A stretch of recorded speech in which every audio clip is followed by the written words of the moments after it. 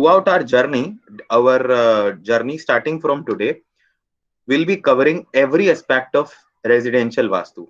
Okay, will not even leave a single aspect of residential Vastu. We'll cover everything about it. Okay, so proceed करना कैसे है, पढ़ना कैसे है, पहले मैं आपको एक बार 2 मिनट छोटा सा ब्रीफ दे देता हूँ. ओके, फर्स्ट डे 1 पर आज हम जो पढ़ने जा रहे हैं ये चीजें इंडल्ज करेंगे. माइथोलॉजी ऑफ वास्तु, वास्तु कैसे एग्जिस्ट करा, इसकी फॉर्मेशन कैसे हुई, ये काम कैसे करता है, इसके प्रिंसिपल्स काम कैसे करते हैं, हमारी सराउंडिंग का, एनवायरमेंट का, नेबरहुड का, इनका क्या इफेक्ट हमारे ऊपर पड़ता है. राइट. आज का जो लेक्चर है ये कल के लेक्चर से लिंक्ड है और कल का lecture is a internode. Okay, कल हम पढ़ेंगे वास्तु पुरुष मंडल को कैसे बनाया जाता है. Okay, it's a very simple combination, but when you get to understand it very clearly तब बहुत सिंपल है. That is the most elementary form of Vastu जिसको हम यूज करते हैं पूरे घर के वास्तु को जज करने के लिए. राइट. आज जो हम पढ़ेंगे उसको कल अप्लाई करेंगे, कल एप्लीकेशन का पार्ट होगा हमारा. जिन लोगों ने गूगल क्लासरूम ज्वाइन कर लिया है हमारे साथ, आपको वहां पर अभी आफ्टर द लेक्चर एक पीडीएफ मिल जाएगा. एंड मोस्ट प्रोबेबली जिन्होंने पहले से ही एनरोल किया हुआ था उनको वो पहले मिल गया होगा. Right. It's nothing but a simple floor plan, एक नक्शा है वहां पर, उसकी आपको 2 कॉपीज मिनिमम अपने पास प्रिंट करके रख लेनी है. राइट. उससे क्या होगा, कल हम जब सेशन स्टार्ट करेंगे मैं स्क्रीन पर प्रैक्टिस करूंगा, आपको करवाऊंगा आपके सामने, और आप अपने घर पे बैठ के प्रैक्टिस कर पाएंगे. राइट. इसमें आपको क्या क्या चीजें अपने पास रखनी है, 2 फ्लोर प्लान के प्रिंट रखने हैं, अलग अलग कलर के पेन रखने हैं और एक स्केल अपने पास रेडी रखना है. राइट. बस ये सिंपल 3-4 चीजें आपको चाहिए कल के सेशन के लिए. कल का सेशन एक इंटरनोड है जैसे मैंने बताया. तो थर्ड डे जब हम इंटीरियर प्लानिंग इन सभी चीजों के ऊपर डिस्कस करेंगे, वो 3 आवर्स की क्लास होगी. क्योंकि उसमें थोड़ा टाइम हमें थोड़ा ज्यादा लगेगा, आप लोगों को अलग अलग एस्पेक्ट समझने में टाइम ज्यादा लगेगा.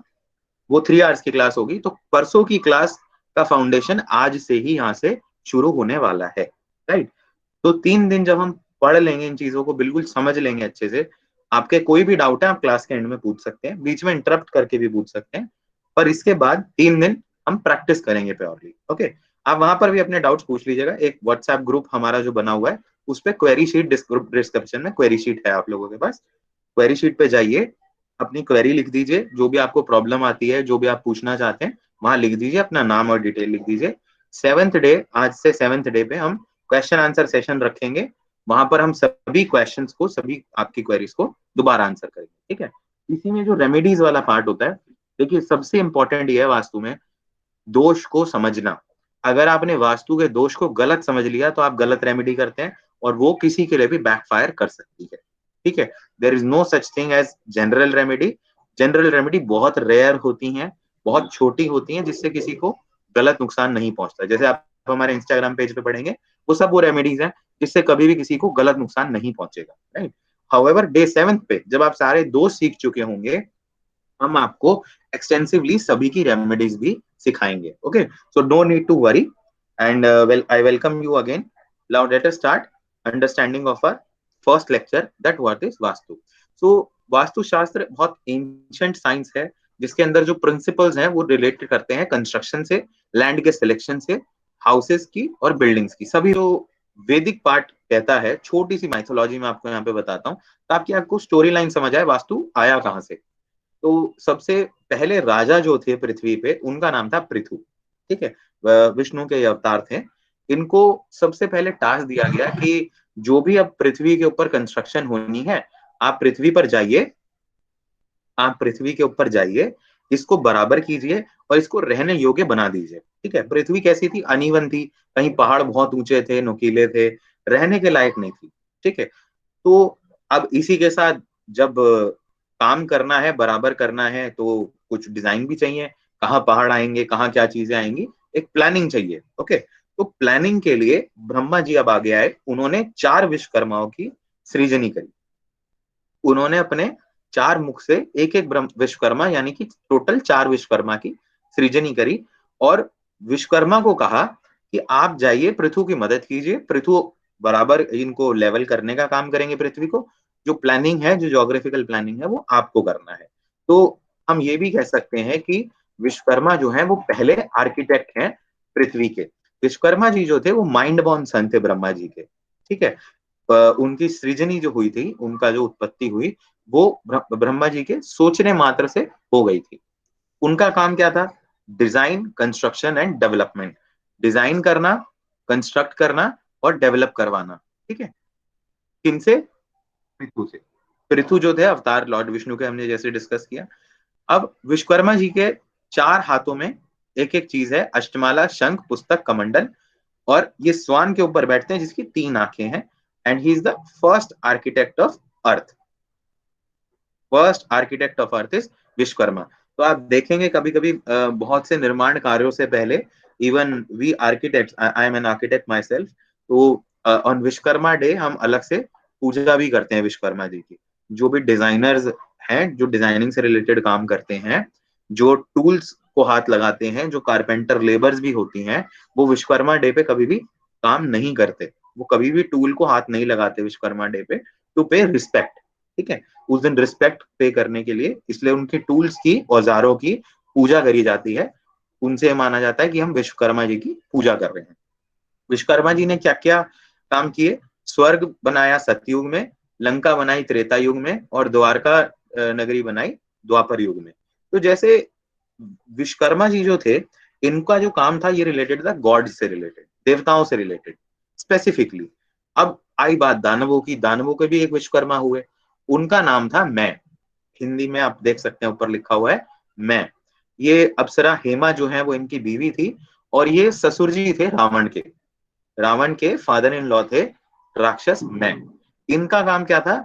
जो भी दानवों से रिलेटेड कंस्ट्रक्शन होनी है, जो भी राक्षसों से रिलेटेड कंस्ट्रक्शन होगी, उनका निर्माण करने का काम था, उनका डिजाइन करने का, प्लानिंग करने का काम मैं का हुआ। इनके फेमस वर्क्स क्या हुए? स्वर्ण विमान इन्होंने बनाया, पांडव सभा इन्होंने बनाई, पुष्पक विमान, और इनकी एक बहुत इंपॉर्टेंट बुक मैं मतम मैं संहिता, ये आज भी दिल्ली के अंदर there is a place called Kamla Nagar, यहाँ पर ये अभी भी मिलती है। ठीक है, ये संस्कृत में लिखी हुई है। इसका एक ट्रांसलेशन आया था हिंदी के अंदर, but it was not really, मतलब थोड़ा सा ट्विस्ट उसमें हो गई थी चीजें। बट ये बुक आज भी आपको वहां पर मिलेगी। राइट, अब आते हैं एलिमेंट के ऊपर। द मोस्ट इंपॉर्टेंट एलिमेंट जिसको हम प्रैक्टिस भी करेंगे, इसका नाम है वास्तु पुरुष। वास्तु पुरुष की एक छोटी सी कहानी। राइट, अब आते हैं एलिमेंट के ऊपर। द मोस्ट इंपॉर्टेंट एलिमेंट जिसको हम प्रैक्टिस भी करेंगे, इसका नाम है वास्तु पुरुष। वास्तु पुरुष की एक छोटी सी कहानी है दैट वास्तु पुरुष कौन था। मैं आपको एक छोटी सी कहानी बताता हूं इसके बारे में। शिव जी ने, विष्णु जी ने, ब्रह्मा जी ने, तीनों ने इसको वरदान दिया वास्तु पुरुष को कि वास्तु पुरुष तुम जाओ, तुम्हें धरती पे रहने के लिए जमीन दी जाएगी। जब भी तुम्हें ये एक वरदान दिया जाता है, जब भी कोई कंस्ट्रक्शन से रिलेटेड काम होगा, जब भी कोई निर्माण होगा, चाहे वो एक छोटी छोटी सी कुटिया हो, चाहे बड़ा सा नगर हो, यानी कि चाहे पूरा गांव बसा बसा हो, या एक छोटा सा कोई अपना घर बनाए, हर एक से पहले वास्तु पुरुष की पूजा करनी जरूरी है।